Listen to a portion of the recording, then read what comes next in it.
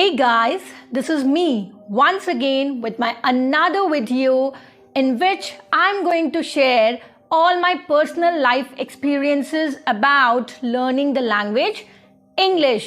आज के इस वीडियो में मैं बात करूंगी 3 चीज़ों पे।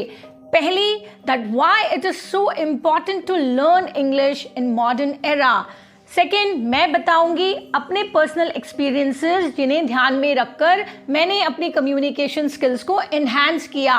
और तीसरी बात जो मैं बताने वाली हूँ वो है एलिमेंट्स ऑफ इफेक्टिव कम्युनिकेशन। दोस्तों, जैसी आज मैं नज़र आ रही हूँ हमेशा वैसी नहीं थी। बहुत सारी चीज़ों को क्रॉस करते हुए आज मैं यहाँ पहुँची हूँ। होप आज के इस वीडियो से आपकी लाइफ में भी चेंजेस आएंगे। अगर आप अपनी लाइफ में चेंजेस चाहते हैं तो आपको जुड़े रहना होगा मेरी इस वीडियो के अंत तक। Now let's talk about that why it is necessary to learn English in modern era. Reasons बहुत हैं, बट यहाँ पे मैं important reasons की बात करूँगी जिन्हें सुनकर शायद आपको भी लगे कि इंग्लिश सच में बहुत ज़रूरी है। पहला रीज़न है जिसकी मैं बात करूँगी that it is the language of a globe. Recent studies की मैं अगर बात करूं तो ये साबित हुआ है कि वर्ल्ड में 952 मिलियन पीपल इंग्लिश में बात करते हैं, जिसका मतलब है कि हर 5 में से एक व्यक्ति इंग्लिश बोलता है। It is the official language of 67 countries and 27 sovereign countries like Hong Kong. तो देखा दोस्तों, इंग्लिश का स्कोप कितना ब्रॉड है। Second reason is that when you learn English it is easy to get job in the modern world.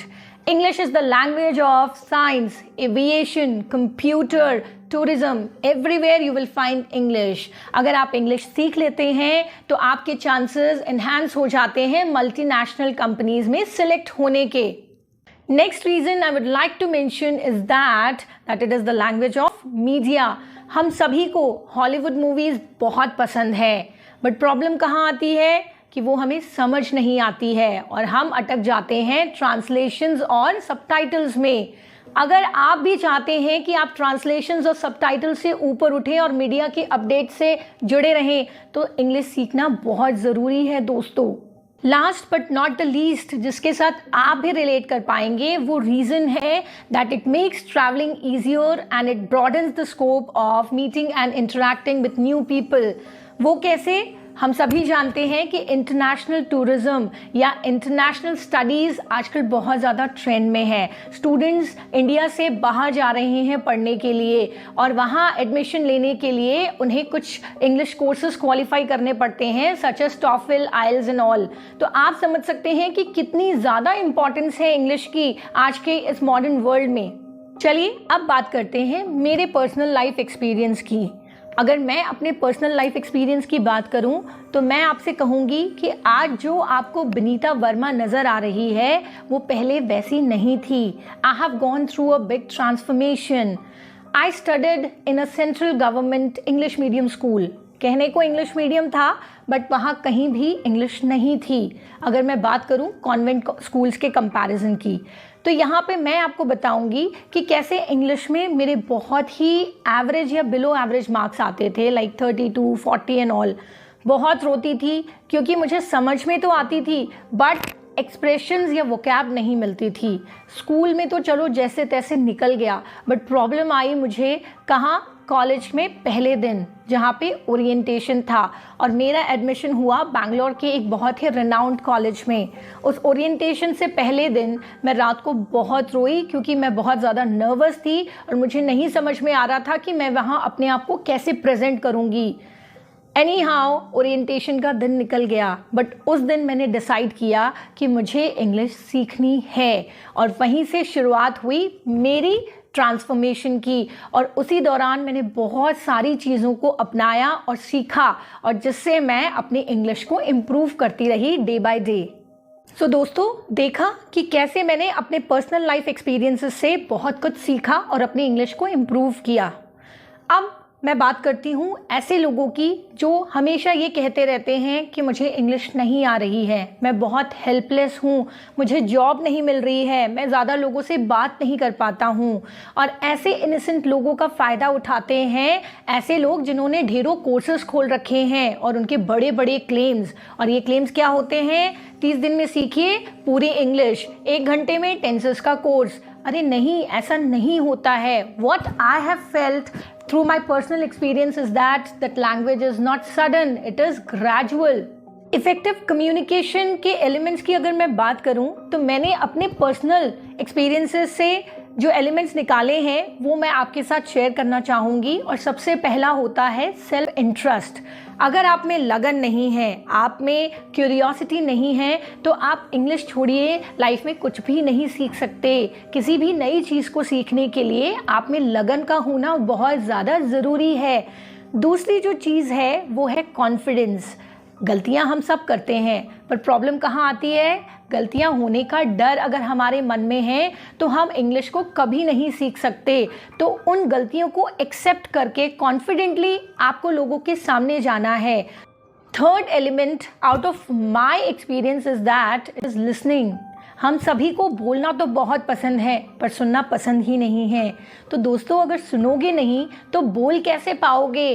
तो सुनने की आदत डालिए। जितना ज़्यादा आप इंग्लिश सुनेंगे उतना ही ज़्यादा बोल पाएंगे, क्योंकि कहीं ना कहीं सुनने से जो वोकैब है आपके दिमाग में स्टोर होगी और वही आपके मुंह से बाहर आएगी। तो ये बहुत ज़रूरी है। लिसनिंग जो स्किल है वो आपको कहीं ना कहीं डेवलप करनी होगी और इसी से आप धीरे धीरे बोलना सीखेंगे। इसका एक मैं बहुत सिंपल एग्जाम्पल आपको बताती हूँ कि एक छोटा बच्चा जो है वो बोलना नहीं जानता है, बट जैसे जैसे वो बड़ा होता है सुनते सुनते अपनी जो लैंग्वेज है, मदर टंग है, वो बोलना सीख जाता है।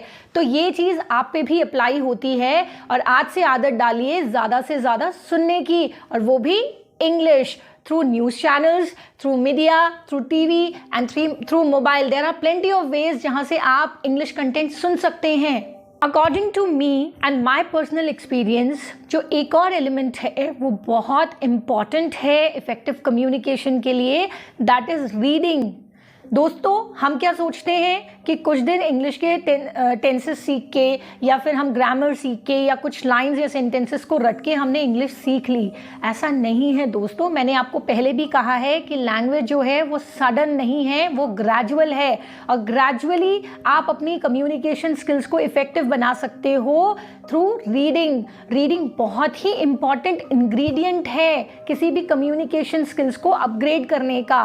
तो ये मत भूलिए, आज से आदत डालिए इंग्लिश न्यूज़पेपर पढ़ने की, या ऐसी मैगजीन्स या ऐसी नोवेल्स जो आपके इंग्लिश को डे बाय डे रिफाइन करे। लास्टली, मैं आपसे एक और एलिमेंट की बात करना चाहूँगी और वो है ग्रामेटिकल स्किल्स। देखिए, अगर आपको फॉर्मल इंग्लिश सीखनी है और आपको एक बहुत ही ऑफिशियल लैंग्वेज में बात करना है तो आपको अपनी ग्रामेटिकल स्किल्स को टेक्निकल बनाना होगा, आपको इन्हांस करना होगा। अब हम कहते हैं कि टेंसेस पढ़ने से स्पोकन सीख जाते हैं, ऐसा नहीं है। आप बताइए, ऐसे बहुत से बच्चे हैं, मेरे पर्सनल एक्सपीरियंसेस से मैंने खुद ने जाना है कि ऐसे बहुत से बच्चे हैं जिनको हम टेंसेस पढ़ा तो रहे हैं बट उन्हें यही नहीं पता कि what is subject, what is noun, what is pronoun. अगर बेसिक ही नहीं पता है तो वो टेंसेस कैसे सीखेंगे? और हम कहते हैं कि अगर आपने टेंसेस सीख लिए तो आपने इंग्लिश सीख ली। ऐसा नहीं है, आपको स्टेप बाय स्टेप बहुत सारी चीज़ें सीखनी है और इन्हीं चीज़ों को सीखने के लिए अगेन आपको बहुत पेशेंस रखना है। और धीरे धीरे, मुझे पता है जैसी आज मैं हूँ आप भी वैसे ही बनेंगे और आप भी एक ट्रांसफॉर्म्ड पर्सनालिटी कहलाएंगे। तो आज के इस वीडियो में जितनी भी बातें मैंने समझाई या कही, होप आप उनसे रिलेट कर पाए होंगे। मैंने कुछ भी बनावटी नहीं कहा है, जो मैंने अपनी पर्सनल लाइफ में एक्सपीरियंस किया वही सारी चीज़ें मैंने आपको यहाँ बताई है। बस लास्ट में इतना ही कहना चाहूँगी, the readers are the leaders. तो दोस्तों ज़्यादा से ज़्यादा रीड कीजिए, ज़्यादा से ज़्यादा सुनिए, ज़्यादा से ज़्यादा कॉन्फिडेंस के साथ आगे आइए, गलतियों से डरिए मत। और अगर फॉर्मल या ऑफिशियल लैंग्वेज सीखनी है, इंग्लिश सीखनी है, तो आपको कहीं ना कहीं अपनी ग्रामर को भी रिफाइन करना है। और मुझे पूरा भरोसा है कि एक दिन आप भी मेरी तरह यहाँ बैठकर दुनिया को अपने पर्सनल लाइफ एक्सपीरियंसेस बताएंगे, उनसे शेयर करेंगे और उन्हें बताएंगे कि कैसे आप भी एक ट्रांसफॉर्म पर्सनालिटी है। होप आज की ये वीडियो आपको बहुत ज़्यादा पसंद आई। अगर आपको ये वीडियो पसंद आई है तो do not forget to press bell icon to subscribe my channel, also like and share.